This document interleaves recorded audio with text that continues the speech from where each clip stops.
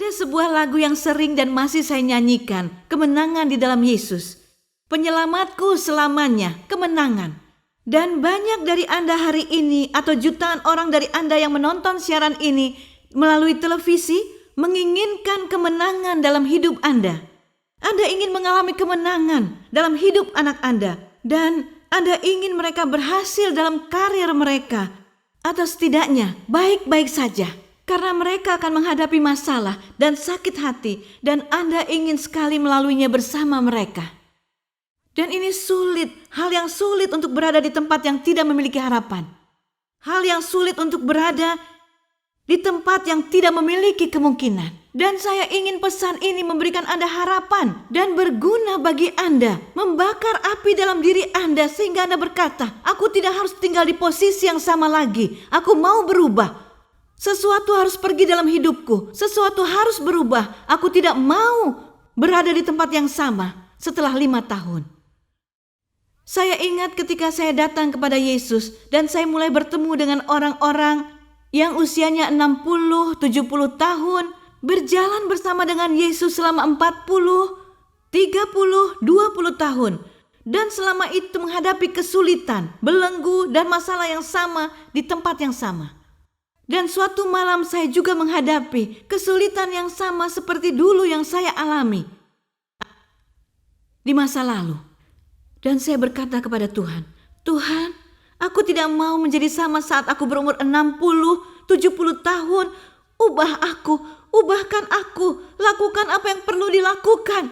Aku mau memiliki kemenangan dalam hidupku. Aku tidak mau tinggal dalam kehancuran ini lagi.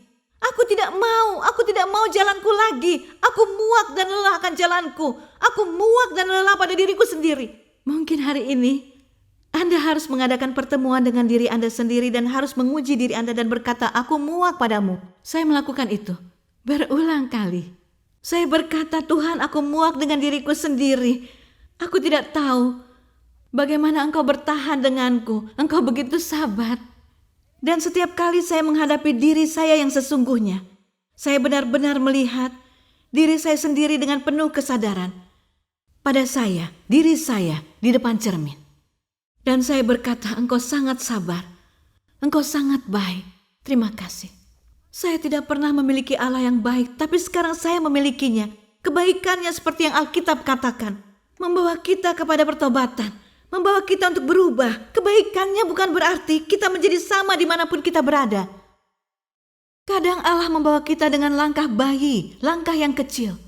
Terkadang ia membawa kita dengan langkah yang besar.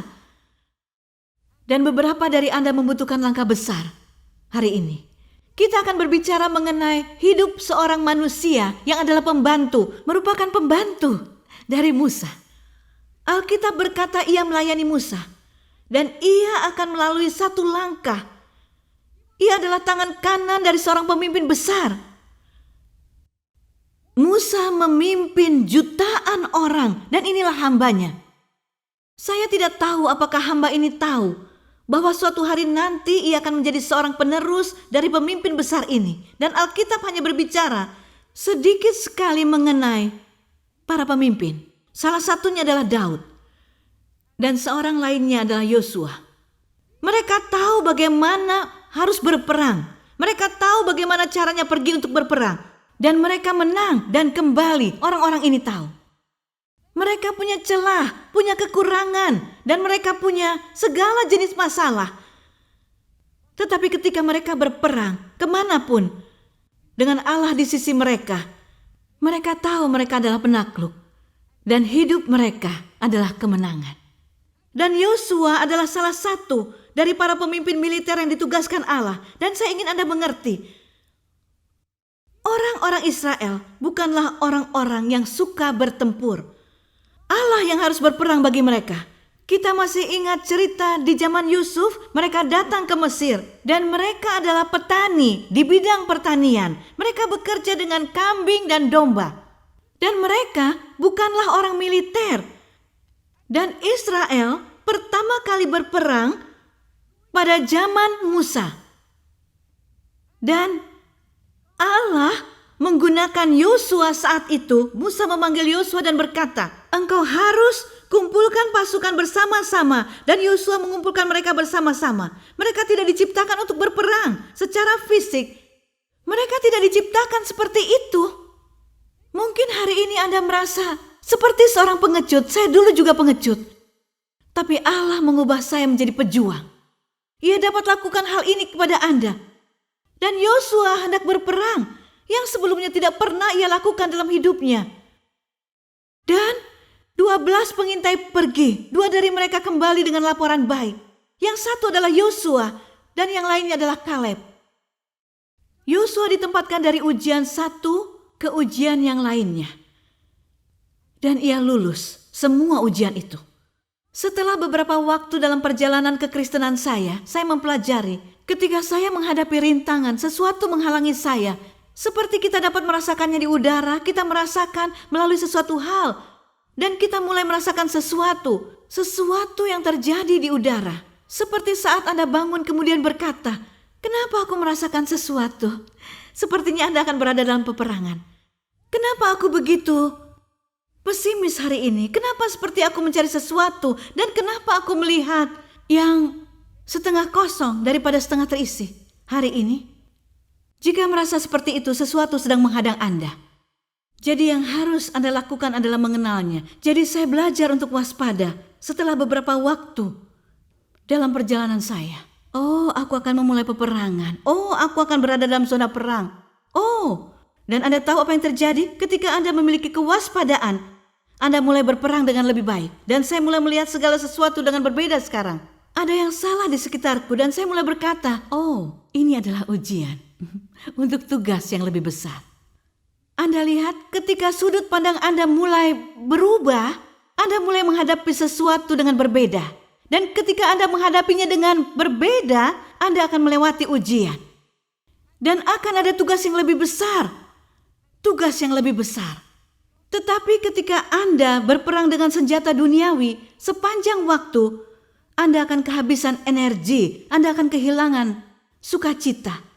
Karena Anda menggunakan kekuatan diri Anda sendiri untuk menghadapinya.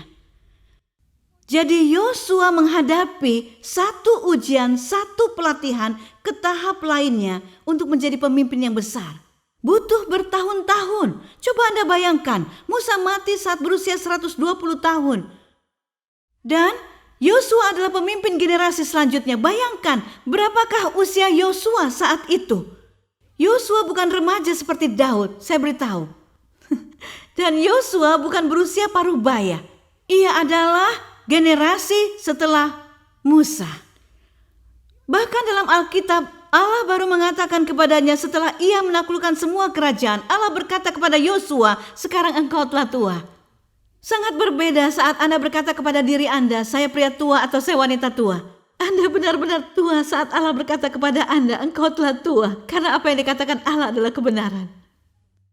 Tapi saat Allah memberikan tugas untuk menjadi penerus Musa, Yosua bukanlah seorang anak muda. Ia telah melewati berbagai peperangan dan pertempuran dan telah melihat seorang pemimpin besar. Ia melihat semua hidup Musa. Ia melihat kekuatan dan juga kelemahannya. Ia bersama Musa saat ia mengeluarkan air dari batu dengan memukul batu itu. Ia bersama Musa saat Musa tidak mentaati Allah. Seharusnya Musa berkata saja, tapi justru ia memukul batu itu. Dan Musa tidak diizinkan untuk memasuki tanah perjanjian. Yosua telah melewati pembelajaran besar bersama Musa. Yosua sudah melewati gelar profesor besar. Ia sudah memiliki segala jenis gelar dalam dimensi ilahi yang ia perlukan. Bukan hanya secara fisik, tapi juga secara roh.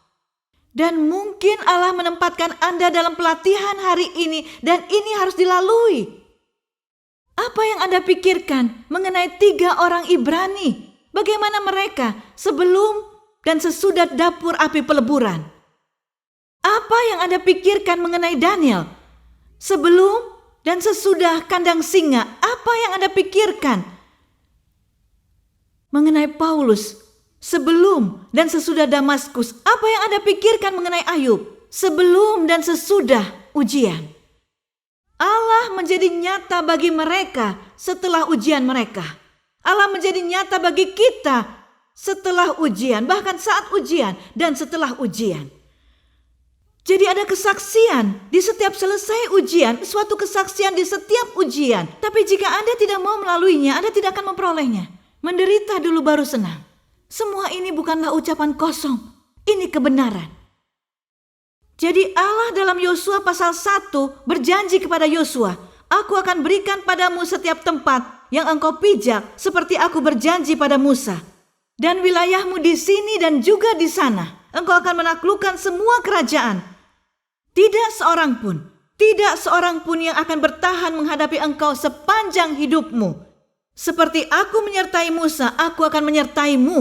Aku tidak akan pernah meninggalkan atau membiarkan engkau. Dan kemudian tugas datang. Dan kemudian persyaratan datang. Berhati-hatilah mentaati segala perintah yang Musa berikan kepadamu. Yang pertama adalah syarat. Setelah janji, ada syarat. Yaitu engkau harus menjadi taat. Peraturan utama. Jika engkau mau semua tanah ini, jika engkau ingin bersama denganku kemanapun kau pergi, jika engkau tidak menginginkan aku meninggalkan dan membiarkanmu, jika engkau menghendaki tidak ada musuh yang sanggup menghadapimu, jika engkau mau semua janji ini, ada sebuah syarat. Anda harus taat, tidak ada cara lain. Ini adalah sebuah perjanjian. Yesus berkata, tinggallah di dalam aku dan aku di dalam engkau. Kita harus buat kesepakatan. Aku memegang janjiku hingga kesudahannya dan engkau lakukan tugasmu. Aku lakukan bagianku, kau lakukan bagianmu. Inilah kesepakatannya. Anda inginkan janji? Banyak dari Anda menginginkan janji, tetapi tidak mau membayar harga. Anda menginginkan tugas yang besar? Anda ingin melihat dunia diubahkan? Anda ingin kebangkitan di daerah Anda? Anda ingin melihat hasil yang besar, kebangkitan besar? Anda ingin yang lumpuh berjalan dan yang kusta tahir? Anda ingin orang-orang terlepas dari roh-roh jahat? Anda inginkan semua hal ini, tapi Anda tidak mau membayar harga. Anda tidak mau memenuhi syaratnya. Tiap pekerjaan yang Anda lamar ada syarat, entah diberikan secara tertulis atau kata-kata, selalu ada syarat. Dan untuk bagian kualifikasi, Anda tidak perlu khawatir. Allah yang mengkualifikasi. Saat Allah memilih Anda, Ia sendiri yang akan mengkualifikasi. Kualifikasi bukanlah masalah bagi Allah. Tidak peduli apa gelar yang Anda miliki. Tidak peduli Anda lulusan seminari, itu tidak penting. Diploma, itu juga tidak penting. Sekali Allah memanggil, Ia akan mengkualifikasi. Tidak usah khawatir akan kualifikasi. Yang perlu Anda khawatirkan adalah memenuhi persyaratan dari Allah. Dengarkan baik-baik. Syaratnya dimulai dengan ketaatan. Hati yang taat. Orang-orang yang memiliki kesombongan, mereka tidak dapat taat. Selalu ada kuasa keajaiban dalam kepatuhan dan juga ketaatan. Tidak masalah Anda tunduk pada suami atau istri atau kepada atasan atau manajer, tidak masalah. Ada kuasa keajaiban dalam kepatuhan. Jika Anda tidak dapat taat, jika Anda terus berontak, melanggar aturan, Anda tidak akan bisa kemana-mana. Dan Anda tidak akan pergi jauh. Dan satu hal yang perlu Anda penuhi, syarat dari buku yang indah dan penuh dengan keilahian, Alkitab. Dan Allah berkata kepada Yosua, akan kuberikan ini tetapi berhati-hatilah. Pertama, berhati-hati. Kenapa harus hati-hati? Agar kita taat. Berhati-hati. Ada peringatan di sana, ada tanda berhenti di sana. Anda tidak dapat hidup sesuka hati. Tidak bisa dengan jalan Anda, harus dengan jalan Allah. Anda tidak dapat berkata, aku lakukan dengan jalanku. Itu cara hidup Anda secara daging. Anda tidak dapat hidup dengan daging dan mengharapkan hidup yang berkemenangan. Tidak dapat hidup dengan memberi makan tubuh daging dan Anda ingin memiliki hidup berkemenangan. Keduanya tidak dapat bersama. Dan Allah berkata kepada Yosua, engkau harus mengikuti segalanya, semua hukum. Bukan satu, bukan dua, bukan tiga, semua. Semua yang sudah kuberikan kepada Musa harus engkau ikuti. Ini bukanlah persyaratan yang mudah. Ini tidak mudah. Ada suatu perjanjian antara Allah dan Yosua. Mereka berjabat tangan. Yosua berjabat tangan dengan Allah. Saat Anda menerima tugas dari Allah, Anda sudah bersumpah, Anda membuat janji dan berjabat tangan. Dan Anda tahu, entah Anda berjalan di altar untuk menikah, Anda sedang berjabat tangan dengan Allah. Saat Anda bersumpah, pegang sumpah itu dengan sungguh-sungguh jabatan tangan Anda. Anda berjabat tangan bukan dengan pasangan Anda, tetapi dengan Allah. Ini penting. Banyak orang memandang ringan tentang hal ini. Ini bukan keterlibatan, ini adalah komitmen. Aku berkomitmen denganmu. Perkataan taat. Anda harus sadar. Anda harus rendah hati. Dan Anda harus mengikuti petunjuknya. Anda harus rendah hati untuk mengikuti instruksi. Inilah ketaatan. Anda perlu mengikuti segala instruksi. Satu ketika, suami saya sangat pandai mengatur segala sesuatu. Seperti membeli rak buku, dia dapat merakitnya karena mengikuti petunjuk dengan baik. Terkadang saya hanya membeli dan melihatnya. Pikiran saya kemana-mana karena saya sangat bingung. Kenapa saya tidak bisa merakitnya? Dia bilang karena kamu tidak mengikuti instruksinya. Begitu juga dengan resep masakan. Terkadang saya memasak sendiri, tapi seringkali tanpa resep. Saya masak 3 telur dengan cara saya sendiri, dengan berbagai bumbu. Kadang saya bertanya kepada sahabat karib saya, dia jago sekali memasak, sehebat juru masak terkenal. Dan dia hanya bilang, ini resepnya, ikuti saja instruksinya. Anda menginginkan hidup berkemenangan, Anda perlu ikuti resepnya. Anda harus mengikuti instruksi. Dan yang terpenting, bahan utama dari kekristenan yang sukses adalah manusia yang taat, hati yang taat. Dan orang-orang sombong tidak dapat taat, tidak bisa bersama-sama. Orang-orang yang tidak taat, orang-orang pemberontak memiliki kesombongan di hatinya. Engkau harus taati setiap hukum yang kuberikan kepada Musa. Yang kedua, jangan berpaling dariku ke kanan atau ke kiri, agar engkau selalu berhasil kemanapun engkau pergi. Jangan berpaling ke kanan ke kiri. Ini adalah hidup yang berdedikasi, hidup disiplin, hidup yang kudus. Saya akan gabungkan ketiganya bersama-sama. Mereka bersama. Dedikasi, disiplin, kudus, terkonsentrasi. Bukan terisolasi, tetapi hidup yang kudus. Anda mau kemenangan? Anda ingin memenangkan pertempuran bagi Allah bukan hanya dalam kehidupan Anda? Miliki dedikasi, disiplin, dan kekudusan. Tidak ada pemenang medali emas di Olimpiade yang hanya berlatih seminggu sekali, hanya setengah jam. Tidak ada atlet atau pecinta olahraga, tidak ada seorang pun yang berlatih setengah jam seminggu sekali bisa mendapatkan medali emas. Mereka harus berani mengatakan tidak dalam hidup mereka. Apa artinya tidak berpaling ke kiri atau ke kanan? Anda tahu artinya? Tidak ada gangguan. Jangan sampai Anda terganggu. Alkitab katakan dalam perjanjian baru bunyinya, berjalanlah melalui gerbang yang sempit. Ini bukan ke kanan atau ke kiri. Karena jika Anda berjalan melalui gerbang yang sempit, Anda akan berjalan seperti ini, lurus. Anda tidak mengarah ke kanan, Anda tidak boleh bimbang ke kanan atau ke kiri, Anda tidak boleh goyah dengan begitu mudahnya. Mata Anda akan terpaku pada tujuan dan tugas yang Allah berikan. Mata Anda akan terpaku. Ada beberapa tempat yang ingin saya kunjungi, beberapa hal yang ingin saya lakukan, tapi saya harus berkata tidak. Pada acara siraman bayi, pesta lajang, dan beberapa acara, saya harus berkata tidak. Karena saya tidak boleh menoleh ke kanan atau ke kiri. Bukan saya jahat, bukan saya tidak ingin bersosialisasi, atau tidak ingin pergi, atau saya lebih baik dari siapapun. Tidak, tetapi saya punya sebuah tugas di depan saya. Dan ada harganya yang membuat saya tidak pergi ke semua undangan yang saya terima. Saya harus berkata tidak. Dan sama halnya dengan TV, sama halnya dengan hiburan. Saya tidak dapat menoleh pada hal-hal yang dengan mudah dapat mengganggu saya. Saya harus berkata tidak. Saya mau menonton. Saya juga mau sedikit bersantai, tapi saya harus berkata tidak. Karena saya harus memenuhi persyaratan Allah untuk tugas yang diberikannya kepada saya. Karena satu-satunya cara saya dapat menang, pelayanan saya dapat menang, jika saya memenuhi persyaratannya. Saya tidak punya kualifikasi. Harusnya saya menjadi orang terakhir di muka bumi yang menerima tugas yang telah Allah berikan. Tapi saya mau memenuhinya. Saya punya hati yang bersedia untuk memenuhi persyaratannya. Dan kadang itu menyakitkan. Kebanyakan itu menyakitkan. Seringkali menderita.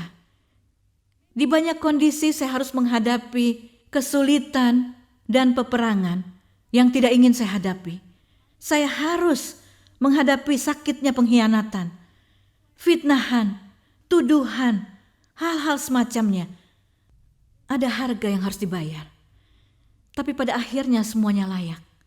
Saya punya banyak contoh. Orang-orang biasa yang melakukan hal-hal yang luar biasa hanya karena mereka memenuhi persyaratannya.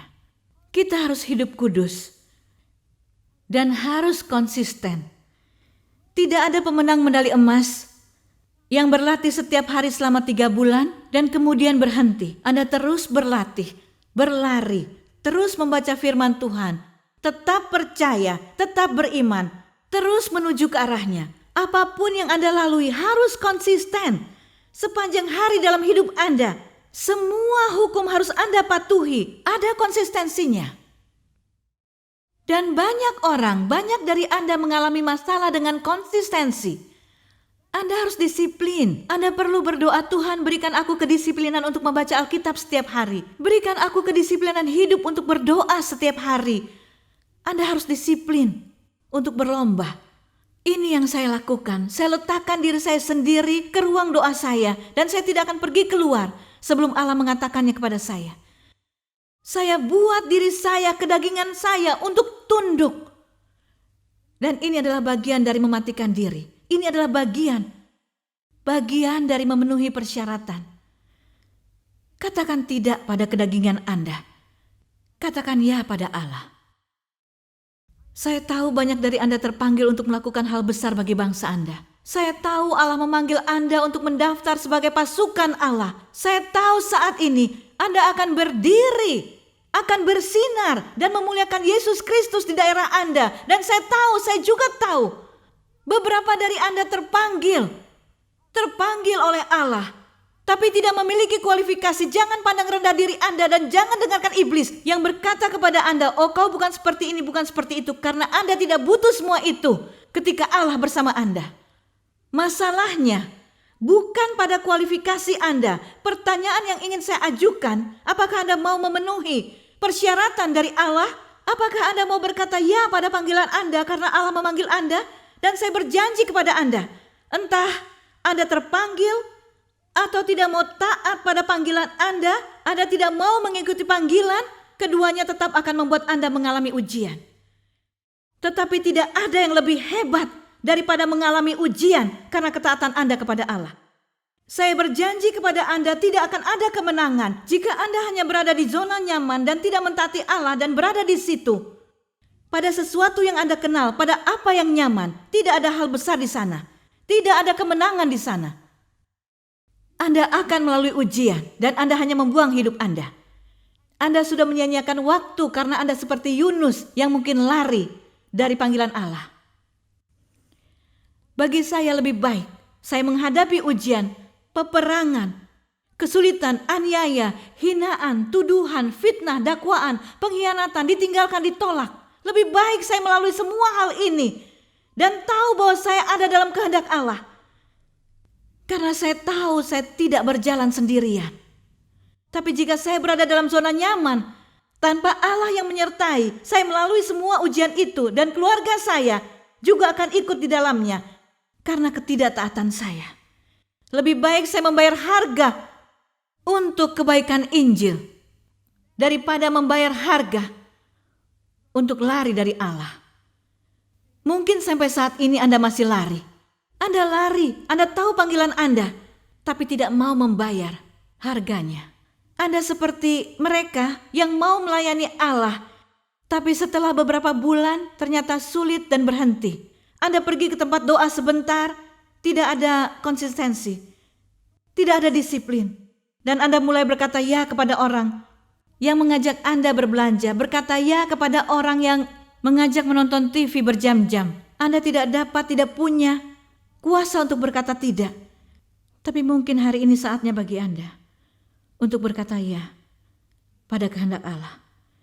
Mungkin hari inilah saatnya bagi Anda untuk berkata, bukan jalanku, jalanmu, bukan kehendakku, tapi kehendakmu. Lebih baik aku memenuhi persyaratannya, aku lebih baik mematuhimu daripada manusia. Lebih baik aku menyenangkan Engkau, ya Allah, daripada manusia. Aku mau Engkau di sisiku, berperang bersamaku dalam pertempuranku. Aku mau Engkau pergi bersamaku kemanapun. Hari inilah hari bagi Anda untuk mengambil keputusan. Dan ini adalah keputusan yang penting dalam hidup Anda. Mungkin saja terpenting kedua setelah keselamatan Anda. Untuk berkata ya. Ya Tuhan, akan aku lakukan. Ya Tuhan, aku akan pergi. Bagaimanapun dan apapun harganya, aku akan bayar. Karena itu layak. Itu layak.